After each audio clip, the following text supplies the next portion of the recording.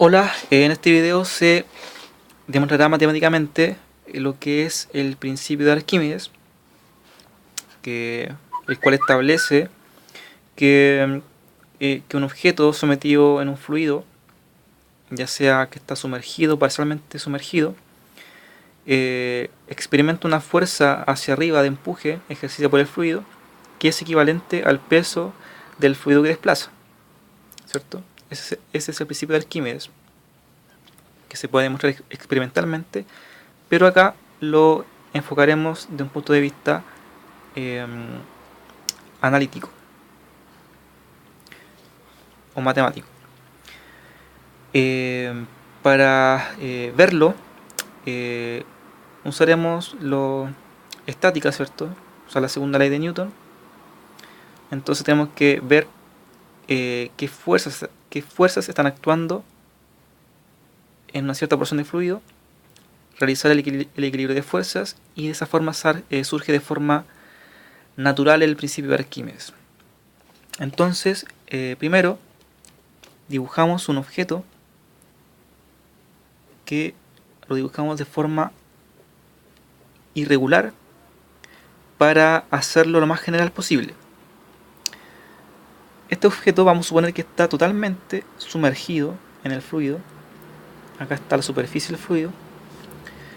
Y este objeto vamos a definir que tiene una densidad ρ y un volumen B. No, mejor pongámosle volumen B sub 0 y una densidad ρ sub 0. ¿Qué vamos a hacer? Vamos a hacer un corte en el fluido, un corte de cierta porción del fluido, y en la cual dibujaremos las fuerzas que están involucradas. O sea, el diagrama de cuerpo libre consiste en esta porción que va a ser una especie de cubo, el cual encierra el objeto. Y los lados tocan exactamente los bordes más extremos del objeto, tanto en la horizontal como en la vertical. Entonces, si yo tomo esta porción de fluido, tengo el objeto, pero acá en el exterior tengo una cierta porción de fluido que estoy encerrando, esta de acá, que supongamos que tiene un volumen BF y una densidad ρF,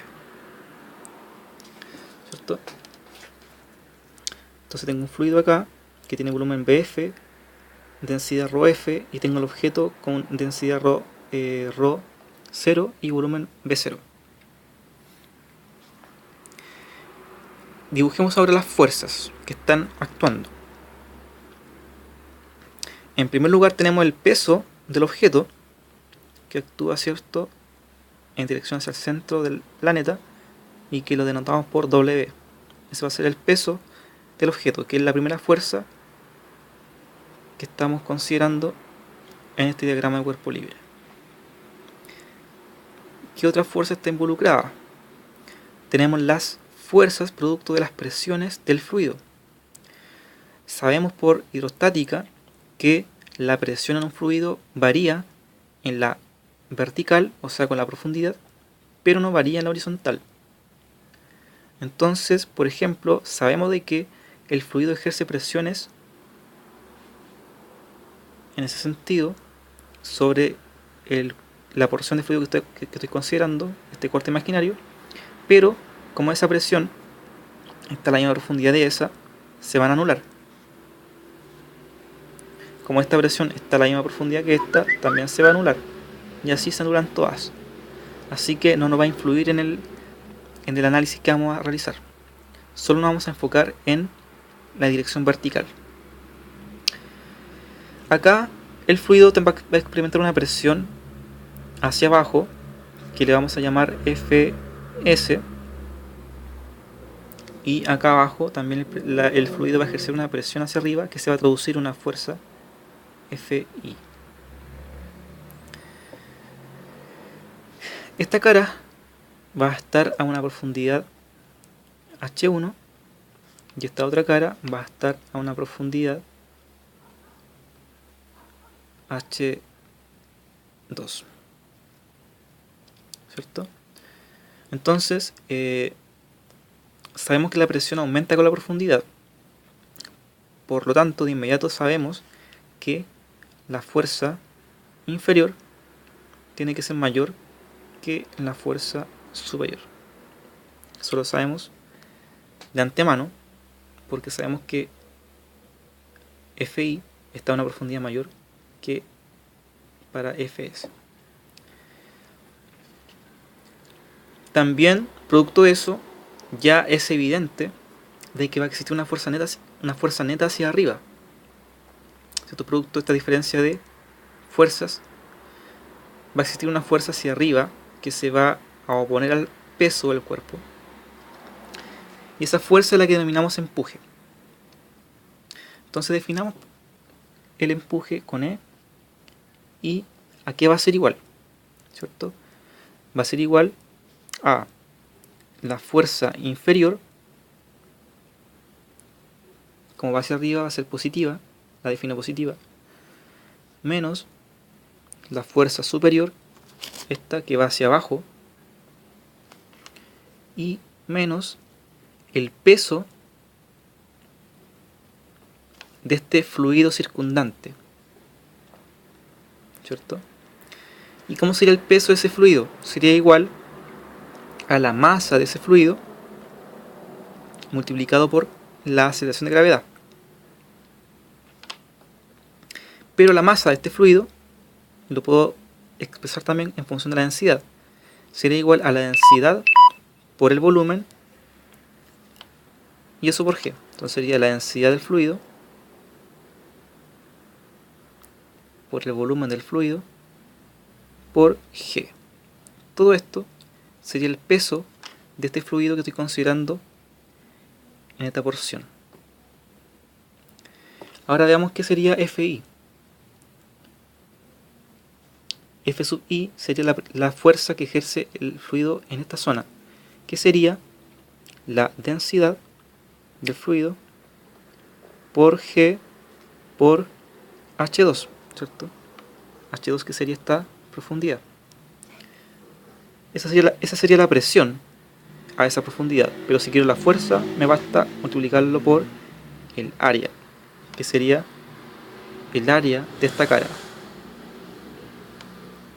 Esta también tiene esa misma área. Entonces, por comparación, también tengo que Fs sería la densidad del fluido por G por H1 en este caso, porque estoy viendo a esta profundidad que sería esta cara. Y esto es igual a... esto es menos la densidad del fluido por el volumen de fluido por G, ¿cierto? Que estoy repitiendo esto mismo. Y esto sería el empuje. Eso sería el empuje. Veamos cómo podemos reducirlo. Podemos sacar factor común, ρf G, ¿cierto? ρf por G, factor de, acá me falta un área, ¿cierto? Me falta un área, factor de H2 menos H1, paréntesis, por el área, y menos BF. ¿Cierto? Saque factor común. Veamos aquí algo interesante. Dice H2 menos H1, que sería H2 menos H1, me da esa altura, que sería la altura del bloque, y si a esa altura del bloque la multiplico por el área, si a esta altura la multiplico por el área, me daría el volumen total de este bloque que estoy considerando. Así que esto de acá es el volumen total de la porción que estoy analizando, y si a ese volumen total le quito el volumen de fluido circundante, en el fondo me está quedando el volumen del objeto. Así que esto de acá no es más que el volumen del objeto. así que copio lo de arriba. Me queda que el empuje es igual a la densidad del fluido por la aceleración de gravedad por el volumen del objeto, que también puedo decir que es igual a ρf por g por el volumen sumergido del objeto, ¿cierto? Y esto de acá es el principio, lo que dice el principio de Arquímedes. Así que demostramos por medio de un balance de fuerzas, ¿cierto?, el principio de Arquímedes. Ahora, para ir más allá y encontrar una cierta relación de las densidades, usamos la segunda ley de Newton, ya que este empuje, que es producto de la fuerza del fluido, tiene que ser igual al peso del objeto para que esté en equilibrio, ¿cierto? Este objeto yo sé que está estático ahí, sumergido, no se mueve, así que necesariamente la aceleración es cero y por lo tanto la fuerza neta total es cero, lo que implica que el peso del objeto tiene que ser igual al empuje. Eso es lo que me dice la segunda ley de Newton para el caso estático. Entonces tengo que el peso es igual a ρf por g por el volumen sumergido del objeto. Pero ¿qué es el peso del objeto en función de su densidad? Va a ser igual a su masa por g. Y la masa es la densidad del objeto por el volumen del objeto. Entonces esta masa por g me daría el peso. Y esto lo seguimos copiando. Sumergido objeto. Entonces acá tenemos que g se puede eliminar, ya que está a ambos lados de la ecuación. Y no podemos eliminar nada más, ya que este v sub 0 es diferente a este, ya que este v sub 0 es el volumen total del objeto, real, total, y este de acá es el volumen sumergido del objeto. Entonces podemos, por ejemplo, si despejamos ρ sub 0, podemos decir que ρ sub 0 es igual a ρf por la fracción volumen sumergido del objeto dividido el volumen del objeto. Entonces encontramos por medio de el equilibrio de fuerzas de que encontramos una relación de densidades del objeto y del fluido y del volumen sumergido y del volumen del objeto.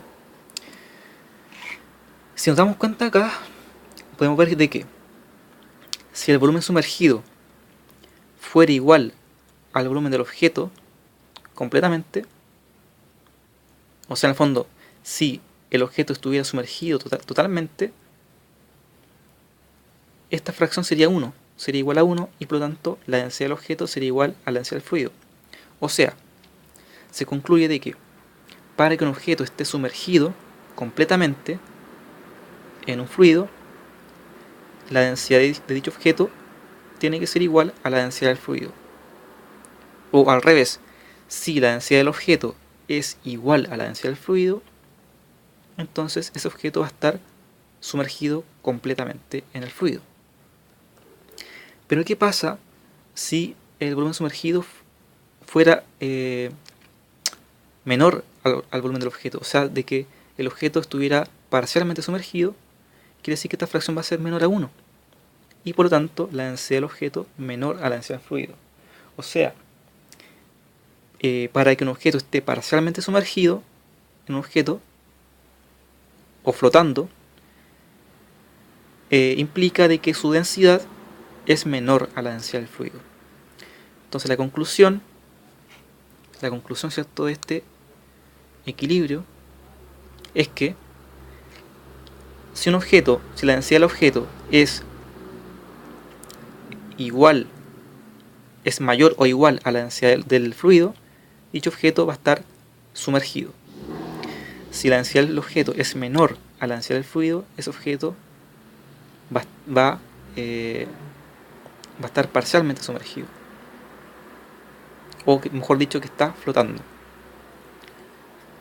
Entonces vemos que por medio de un equilibrio de fuerza, o sea, en este caso no fue un equilibrio de fuerzas, fue directamente encontrar de que hay una diferencia de fuerzas producto de la diferencia de presión y por lo tanto existe una fuerza neta hacia arriba. Entonces, analizando las fuerzas, vemos de que existe un empuje, una fuerza hacia arriba cuyo valor es igual a esto de acá, que es el principio de Arquímedes.